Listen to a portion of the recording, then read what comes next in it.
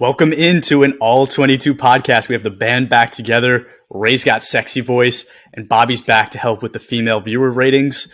Guys, love it. How you doing? I'm good, guys. I think I'm gonna curse in today's episode. Just a warning in the beginning. Oh gosh. I did a little bit yesterday, so I'm good with it. Oh, really? Yeah. Like I'm back, and I need Ray to know like I'm back. You know what I'm saying? Yeah. Another pain in the. I'm not going to curse. There's just going to be a pain in my neck today. But like I need to curse so much that Ray cannot edit it out. You know what I mean? Mm-hmm. But we're talking about quarterbacks. Like I'm super passionate about that. So like that's where it's going to come from. But there's going to be curses at every level. Okay. I wanted to comment on your shirt first. Oh, dude, I just threw this on. Yeah, it's not related at all. I just threw it on. It was actually sitting right next to my all 22 shirt, and I'm like, nah, you know what? They deserve it. My school deserves it. When's the game? Tonight? Tomorrow? Saturday, 6:09 p.m. Oh, 09. 6:09 p.m. Yeah, 17 seconds. it's been unbelievable. Everything that we've gotten after that first win against Memphis has been gravy. I know this isn't a basketball podcast, but yeah, it's been amazing. I'll give you a minute to talk about it. You know what I mean? Yeah. So actually, Ray asked me, and I'll put this on record, okay? And hopefully my dad doesn't hear this. But Ray asked me, he said, would you take this national championship for FAU in basketball if it meant 20 years of no Super Bowls for the Giants, guaranteed? Honestly, I would do 20 winless seasons for the Giants to have this one championship for FAU because it's been that amazing. So it's just different. It's different. I think I am a Giants fan, right? I'll always be a Giants fan, but it's different because and this is going to sound corny, like I am an owl. I am not a giant. Is that, you know what I mean? Yeah, you kind of look like an owl. Yeah. No, I do get it. I do get it. Being a pioneer, right? That's first and foremost. So yeah. I get it. Yeah. Just remember this when you guys are getting your quarterback takes from a basketball guy. The rest of this podcast. Basketball guy. Cool. All right. Well, yeah, you said it, Bobby. We're going to rank some quarterbacks. And I've been doing a lot of rankings lately, so I kind of want to hear you two go at it a little bit. So we're going to do the top 5, but I want to start at number 1. I don't want to start at number 5 because I think things actually get a little more interesting towards the end of the rankings. And Bobby, you've been gone for so long. You take number 1. Yeah, for sure. So interesting. I wrote down my list and then started to put some notes together and did some deep dives. One of my favorite guys to watch, if anybody doesn't know him, I don't know his name, but it's QB School on YouTube. The dude's amazing. Mm-hmm. All of his breakdowns are really cool. Definitely check him out. But I had Bryce Young as number 1 before I started this. And now here I am sitting here, and this is a last minute thing. And it really doesn't matter because, it's so situation dependent. But I'm going CJ Stroud number 1, just as a pure prospect. And I'll get into that. I'll get into why a little bit later on when we talk about Bryce Young. But I'm going CJ Stroud number 1. I absolutely love what he can do from the pocket. I think mobility is great with quarterbacks, but Super Bowl winning quarterbacks can win from the pocket. And I think you saw CJ Stroud do that time and time again at Ohio State. I think he's super athletic, but it's clear that he doesn't depend on it. And I think that's a recipe for winning football. But also a recipe for winning grades, right? That's at the end of the day, that's what's important to people listening to this. And his numbers are unreal. He's had an average grade of 90 in the last 2 seasons. There's really no dips or anything. It's just really, really good football. 40 plus touchdowns in his last 2 seasons, and he's safe with the ball, just under 6 picks in each. 94.2 passing grade when throwing deep. Those are huge things that factor into your grade. You can be safe with the football. Can you make the big time throws?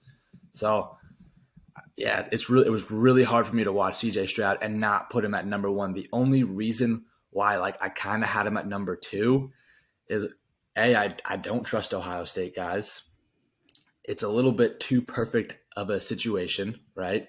And kind of leading into that with B is his receivers are unreal. Unreal.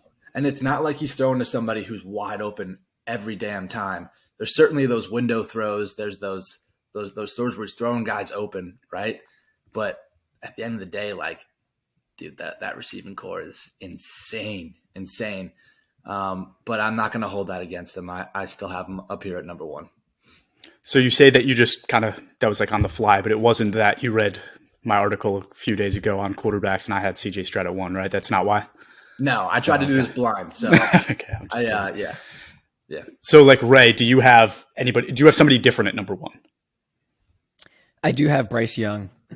Okay. And I think the grading wise, when you watch them as far as, hey, big time throws, impressive throws and plays being made, I think with their arm, he's almost as impressive as CJ Stroud is. Maybe not from pure arm talent, but as far as actually getting the job done. But I think there's a little more playmaking ability with Bryce Young, with his legs, as far as buying time.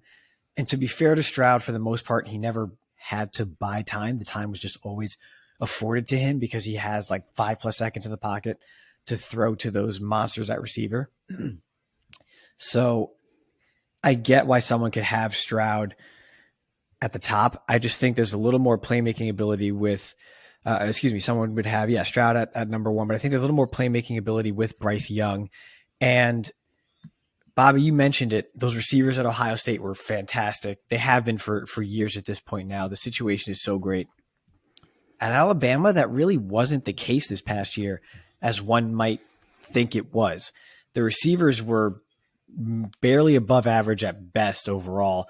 That was not the same Alabama team that most people are used to seeing and watching over the last decade plus under Nick Saban.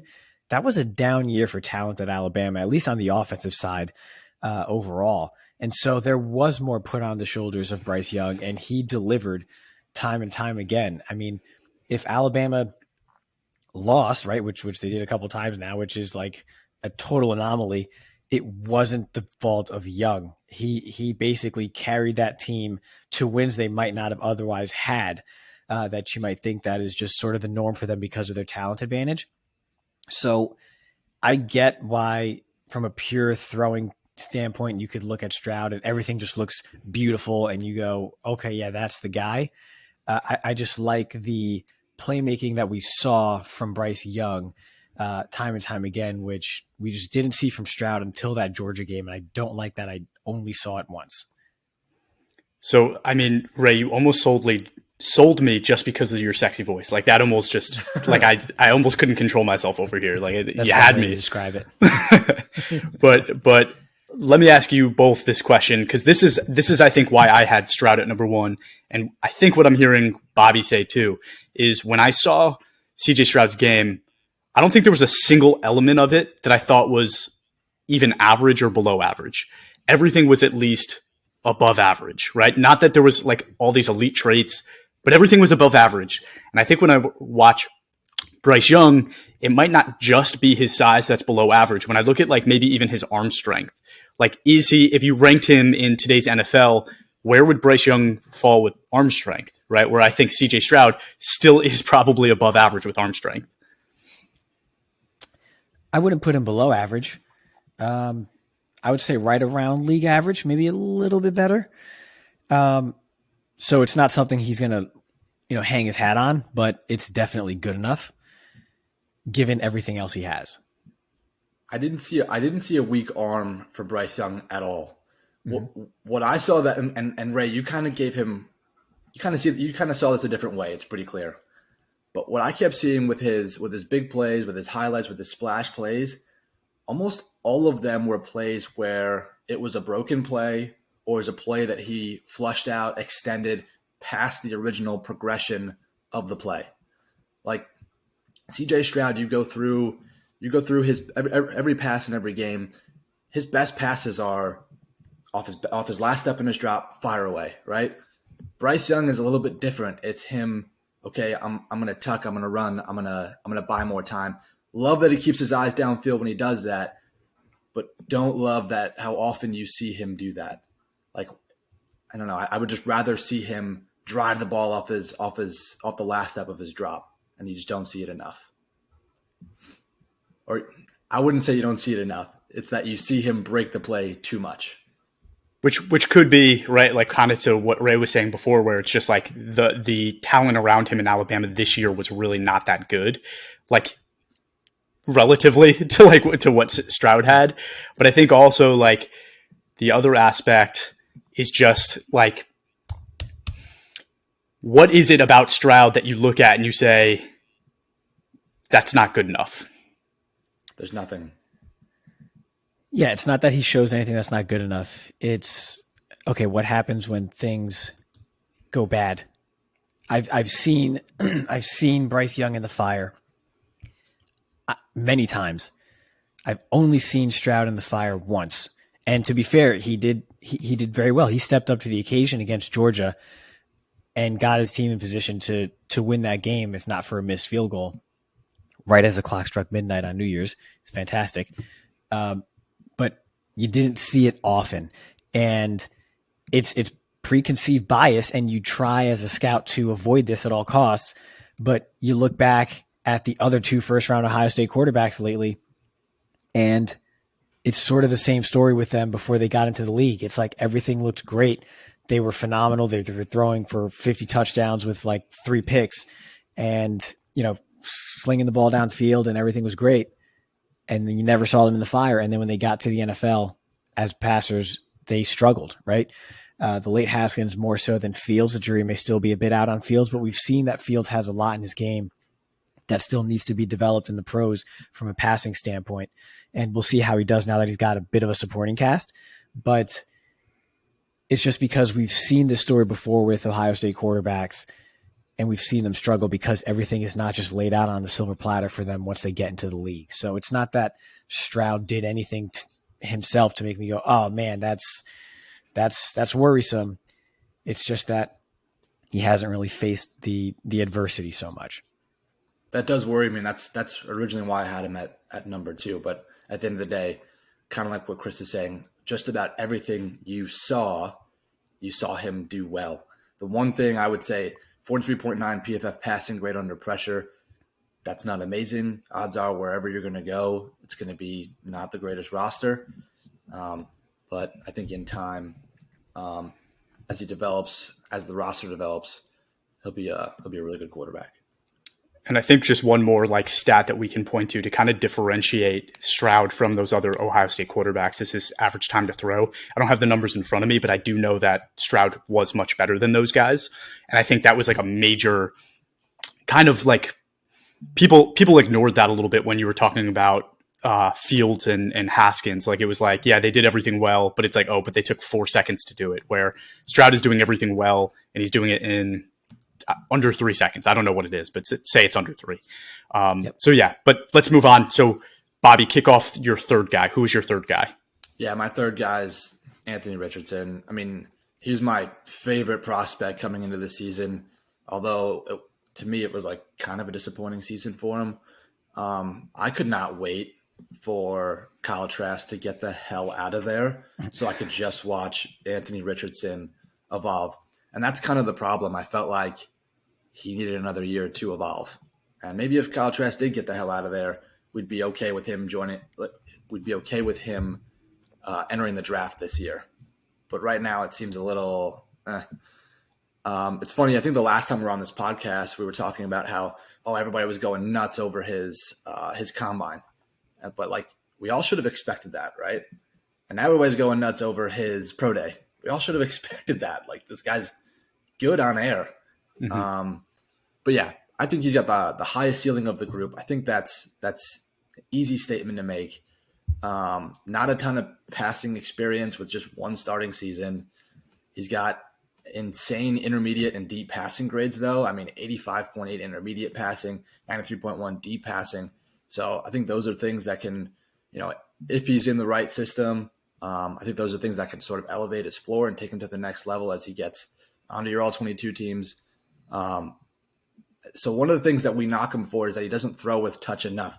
But when you watch him, like, he can do it. It's just like he's choosing not to. It's like, it's so frustrating. So to see that he's capable of it, to see him with the right coach, I think that'll bode well for him. But like, the dude can rip it. I mean, he has a cannon. You just want somebody to be able to tame it. I saw he had an uncatchable pass rating of 28.2%, which is like a little scary. I think that's a result of him just trying to just fire the ball in all the time. That's not always the right throw. So yeah, I think it's really dependent on landing spot with him, but that running game, as a runner, I think that elevates his floor. It sounds really lazy, but like I would love to see Baltimore come up and get him and move on from Lamar Jackson. I think that'd be a really great spot for him. So he's also my third, and I'm a little worried that we haven't seen that next step, right? Like you mentioned, we kind of wanted to see him stay in for another year and develop as a passer and just more consistently, because that accuracy is so hit and miss, and you have to be consistent at that in the league. But the ceiling is there, and I think one thing you look at, and PFF has mentioned this several times, that the no pressure grade for a quarterback is much more sustainable than their grade while under pressure and more indicative of their overall playing potential. Stroud and Bryce Young are both in the 90s. Anthony Richardson, 84.5 grade while from a clean pocket last year, which is good, right? We're going to get into some other quarterbacks that are much less than that, and that's a bit concerning. So I think Richardson is sort of that last quarterback for me where the threshold is, okay, do I draft this guy with the intent of making him a starter for my franchise? I think there's a cutoff after Richardson, and Richardson is more hit and miss than the other two guys we've already discussed. So I agree with everything you said. I would also have him as my third. I just really want to see the accuracy improve, which is a scary sentence to say because oftentimes that doesn't happen. But I need to see more consistent accuracy from him in the NFL because he's got sky-high potential. He's just got to be more consistent because sometimes he's just all over the place with his feet, his arm, his progression. Sometimes he's just chaotic. And it's great to be able to make plays outside of structure, but you have to just settle in a little bit and take what's there more often than not. And I think he still has to work on that. Throughout the whole process so far, all you've heard is that this is a group of four, that there's four quarterbacks that all could be in debate for that top spot. And I think all three of us are in agreement that that's not true, and there's really three.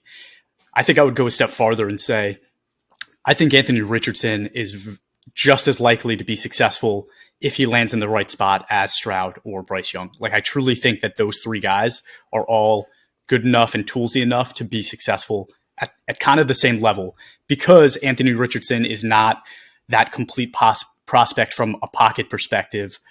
I think he makes up for that plenty with his athletic ability, right? And that does matter in the NFL, right? You saw Justin Fields struggle as a passer, but because he was able to do stuff with his legs, he was successful. You saw that with Lamar for years, right? So I don't think there's any reason to think that Richardson can't be successful in the NFL. I think, Bobby, you're spot on that.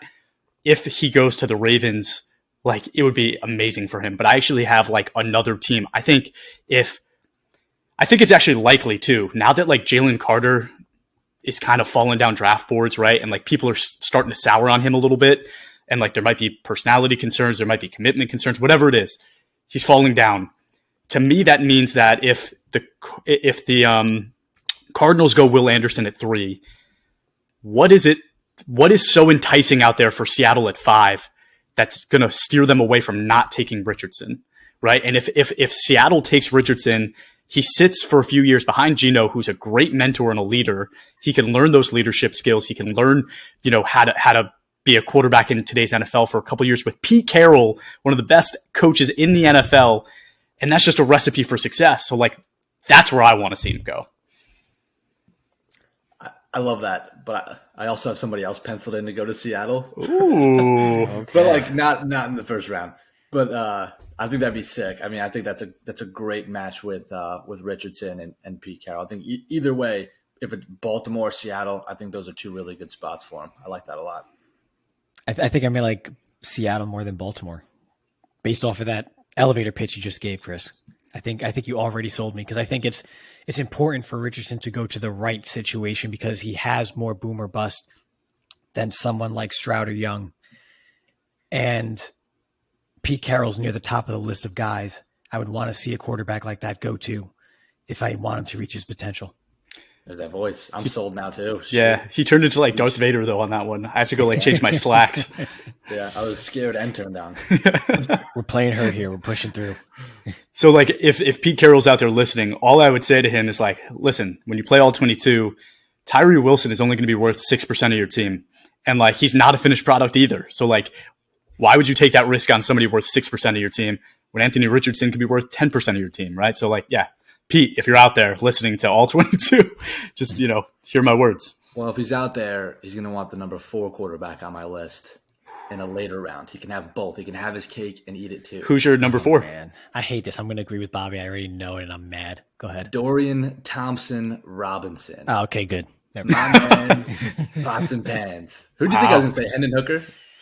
I did, but yeah. No, it's you could go either way. But I have DTR, my guy.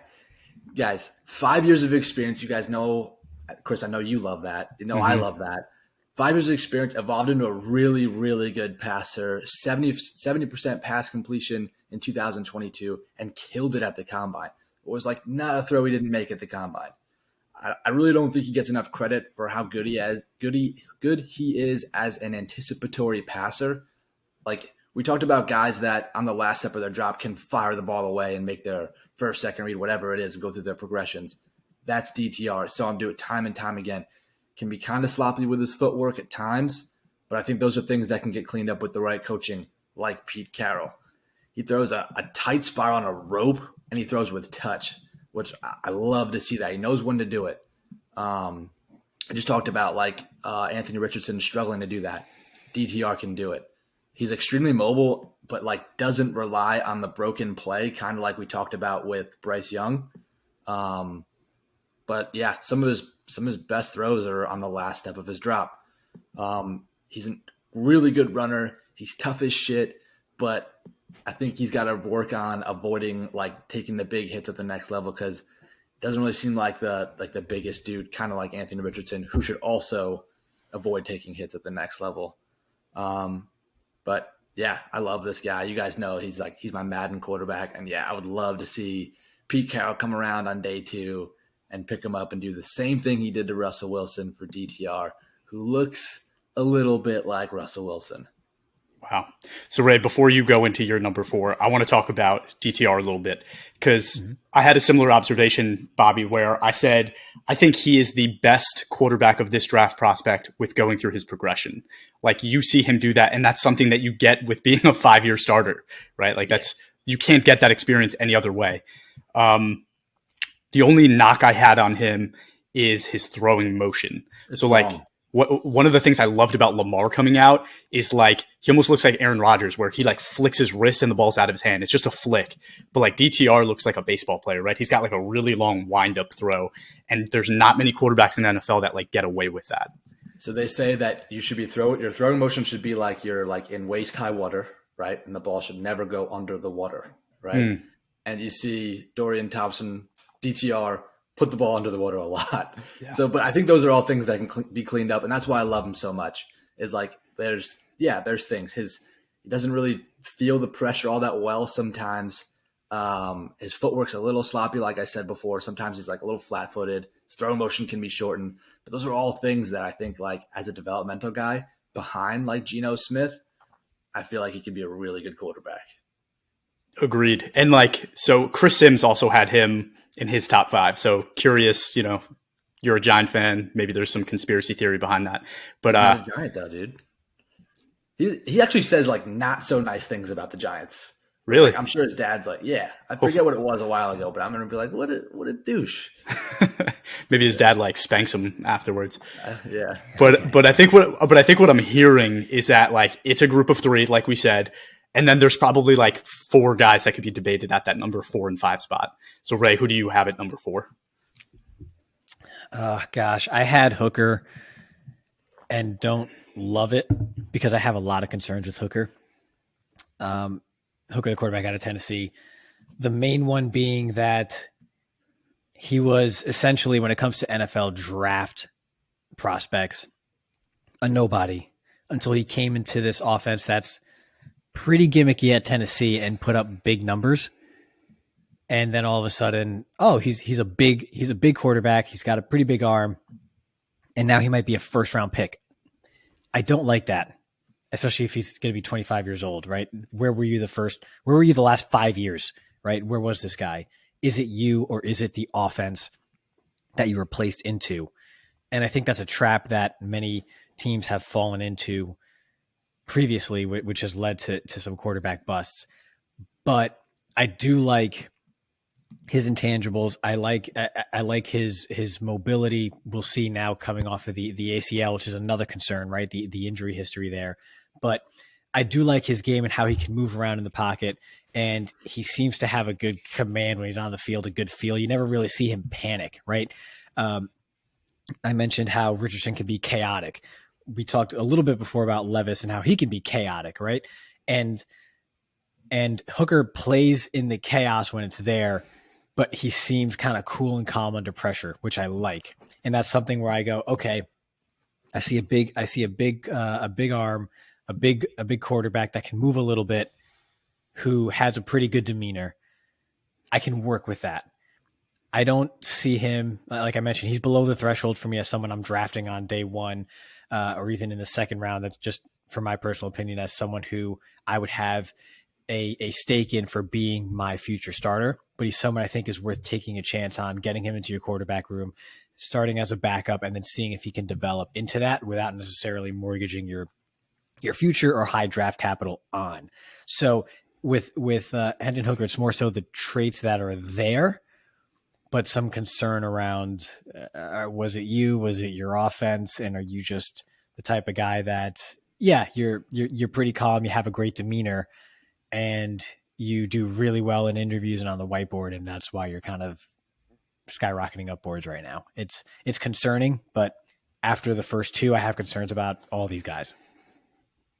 Cool. So, it's when I put out my quarterback rankings, I feel like I did it a little prematurely, because in the last couple weeks, the things I'm seeing about Will Levis, who I had as my number 4 quarterback, are very concerning. My comp, I know you love comps, Ray, for Will Levis was Carson Wentz in his play style. But throughout the process, I was like, I think, as long as he doesn't have maybe the personality issues that you hear Carson Wentz has, that he could be a really successful quarterback in the NFL with that similar skill set, but maybe he's more of a leader. But now I'm seeing him take shirtless pictures. He's all jacked up. That's not at all what I want from my franchise quarterback. I don't want my franchise quarterback being a weight room guy. That's just not what I want.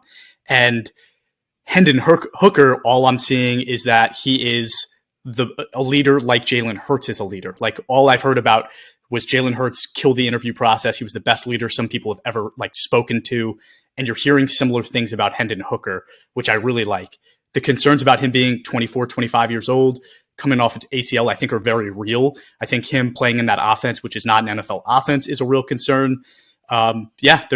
It's a question mark after number 3. So I think any of these guys can be argumented at 4, but I think Hooker's leadership skills might be a reason to say maybe he's really the number 4. Yeah, so I think once you get past that no-brainer franchise quarterback threshold, right? Like we talked about, for me, that's CJ Stroud, Bryce Young, Anthony Richardson is a little bit more of a wild card, but he's got that ability. Once you get past that point, it's about who are you comfortable with adding into your quarterback room and seeing if he can become something. And I think Hooker's presence, his leadership, what he's shown to date is he's shown someone that coaches will be comfortable with adding to their quarterback room and seeing what happens. Agreed. Bobby, did you have Hooker at 5? I did not have Hooker at 5, although I really thought about it. Honestly, just because I wanted to give you guys my Will Levis breakdown instead. Okay. Uh-oh. You guys know how I feel about Will Levis. I think I was the first one to call him kind of a douche a while ago, and Ray edited that out of the podcast, which is fine. He's got a rocket arm.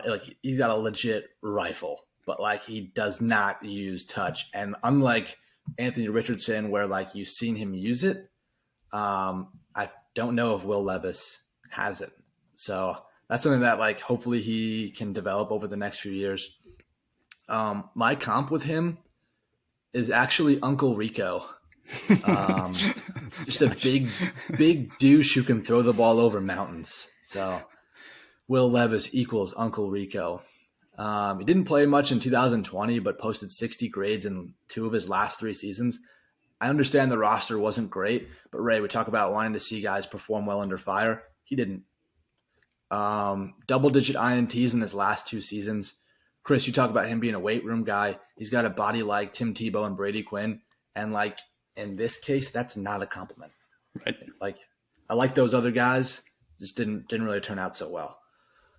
He really didn't throw well at the combine. He looked stiff, like a weight room guy, and really inconsistent. His body of work and like his tools put him in my top 5. His body of work in 2021 is what puts him in my top 5. Anybody who's drafting him is hoping that what they saw then can come back now.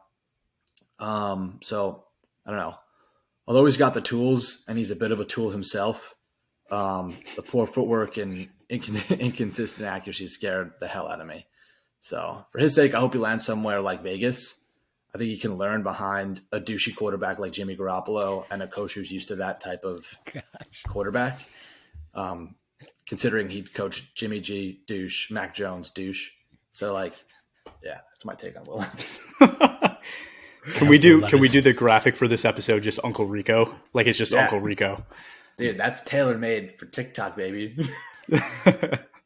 You can make that one. I hope Will Levis puts out like an Instagram video and a tweet just going so hard for FAU this weekend in the Final Four, just so Bobby can change his tune completely. Look, he comes off like a douche. I'm not saying he is one. I don't know him. I'm just saying he comes off that way. So, yeah, I think I mentioned it before. I agree with the stiffness in his game. I don't like stiff. It's tough. You especially see it if he's trying to throw not even across his body, but just like over to his left. It's like you need to be able to throw to your left. You can't just like not be able to consistently throw to one side of the field as a quarterback when you're in the pocket. That's really bad. And he just, I'm not a quarterback guru or anything, but you just see that he's too stiff to make those throws consistently. And I think that's a big problem. And that's something where you can't just run your way and lower your shoulder through once you're in the NFL consistently. Those are things you have to actually fix in your game over the long haul and get to the root of those issues. And we didn't see that in college. And so to bet that you're going to see that in the pros is a total gamble, right? And so for an all-22 user, I mean, you're not drafting someone like Will Levis as your number 1 quarterback anyway. He may be your number 2, likely just more of a developmental flyer that you sort of take and just see what happens over a couple of years. So despite the position weight, for example, that's not someone I would take in the first round of a rookie draft, maybe not even the second round. Wow. And I just struggle to see the landing spot that makes me comfortable, though, because even though stylistically the Raiders are a bit of a fit, I think the Raiders are a mess. I don't think Josh McDaniels is going to be there in 12 months anyway. I think the whole situation is just going to get blown up and they're going to start from scratch. And Will Levis could just get lost in the shuffle if that's where he goes. But then I don't see one where I go, oh, yeah, that's great. This is exactly where Will Levis should go, where I'm comfortable with him. And I think it's just because I'm not comfortable with him, period. And so it's tough. But like I said, as far as I'm concerned, it's a 2.5 quarterback class. 2 guys I'm comfortable with saying they're franchise quarterbacks.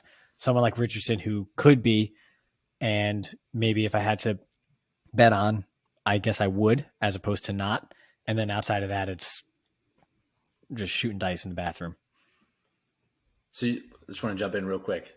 So you know how like Jimmy G, that story came out that like this like Nevada brothel like offered him like free like sex for life while he was there. Like I could see Jimmy G getting that offer and then just like not going, like being like, oh, that's nice, like whatever, like I'll retweet that. But like, dude, Will Levis might go. Like if he gets the same offer, like I feel like he would go. You know, he would just live there. He would just live there. I think Jimmy G would go. He's got like on record dating porn stars. Like I think he would go. And like, you know, I'm not judging him. Like I'm, you know. All right. Kyler Murray clauses in the contracts for all these quarterbacks from now on. So. No video games for Kyler Murray. No brothels for Will Levis and Jimmy G. Yeah. I think that's a really good way to end it guys. I really do. Fantastic. So everyone, thank you for tuning in. Bobby, it was great having you back. To everybody out there, if you haven't yet, please give us a follow on Twitter, Instagram, Facebook, TikTok. That's where you can find our content at all22_PFF. Leave us a review wherever you listen to your podcast, YouTube, Apple, Spotify, wherever it is. And everybody have a great day. Go FAU. Whoop.